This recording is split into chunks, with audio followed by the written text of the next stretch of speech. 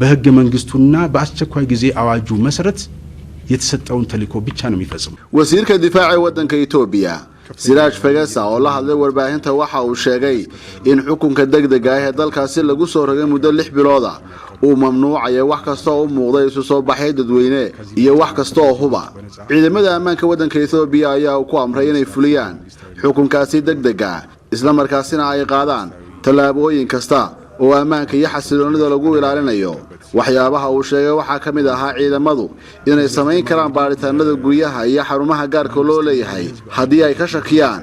sidoo kale waxa uu sheegay dadka laga shakiyo in la soo xiri karo waaran la'aan isagoo intaas ku daray in albaabada loo laabo warbaahin kasta oo tabisa wax kasta oo horjeeda dastuurka Itoobiya.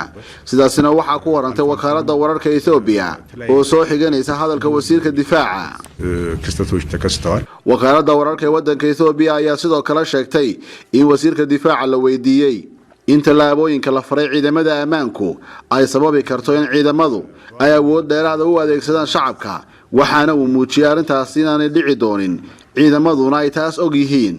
Siraaj Fagasa wasiirka difaaca Itoobiya ayaa sheegay in xukunkaasi degdeg ah looga jeedo in lagu xasiliyo wadanka Itoobiya maadaama uu ku jiro xaalad kala guura isla markaasina hogaamiyaha cusub ee la wareegi doona talada uu xaaladda ku soo celin doono sidii caadiga ahayd. ስለዚህ ብጥብጥና ሁከት የሚፈልግ ህዝብ የለም ሰላም የሚፈልግ ህዝብ ነው ያለው